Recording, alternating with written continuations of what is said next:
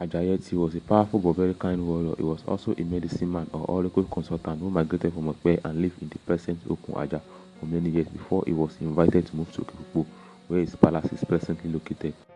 He was known primarily as a salt trader, a wealthy businessman, and a prolific landowner in Lagos and the hinterlands such as Badagry, Benin, and the Old Oyo Empire. Aside being a businessman, he was an Ifa Priest for the king and citizens of Lagos.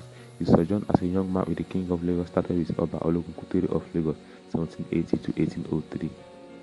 After the death of Oba Kosoko in 1803, Chief Ajayi-Etti extended his loyalty to his son and successor, Oba Kosoko of Lagos, the father of Oshodi Kosoko and Opolu. Loyalty to descendants of Oba Kosoko of Lagos extends to his grandson, Prince Kosoko. Ajayi-Etti was a close friend and associate to Prince Kosoko through several years of their time. As a wealthy and well-respected society elite, he was very light rival because he always wore a seriously tough-looking facial expressions with red eyes all the time. Hence, he is referred to as Abojupon Kokoma for a face-looking man with red eyes that will not make me blind.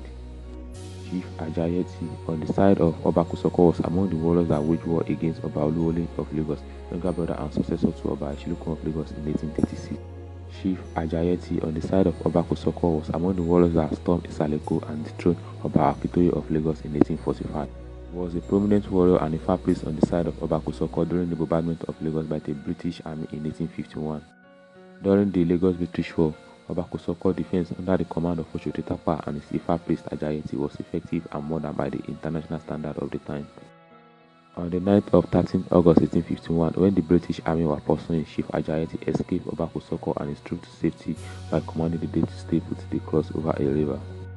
After the battle, Oba Kosoko nicknamed Ajayi-Etti as Olubori-Etti Ogun, Etti Lekiki Ogun, Iwaju-Etti Ina, Eyin-Etti Ogun. Kosoko dedicated a prominent shrine Ojubo-Etti to Chief Ajayi-Etti at the Iga Oba Kosoko, the Eleko of Lagos. Chief Ajayi-Etti married several wives. He has 8 children, but 3 had no issues. This means the family now has 5 branches under one tree of Ajayi-Etti Chieftaincy family of Lagos. The 5 branches are 1. Durosinmi-Etti, 2. Baruwa-Etti, 3. Etti Williams, 4. Ebayomi Olorunioje, 5. Ikuye Lorimi. Chief Ajayi-Etti died in the mid-18th century and was buried at Ajayi, Lagos. Ajayi was a colonial misinterpretation of Ajayi.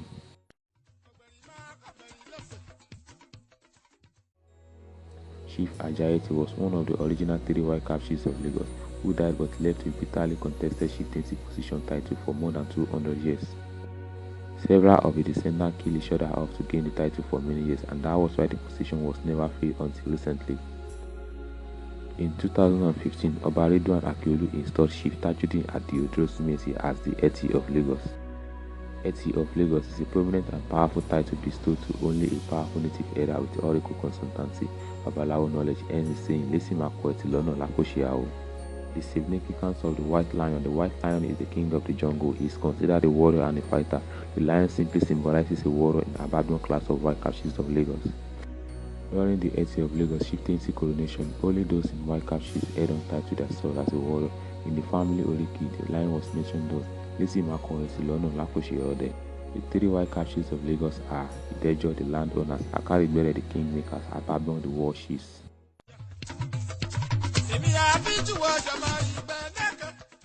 The first Eyo festival show in Lagos was in honor of Chief Dosunmu Aso-Asan on 16 September 1852.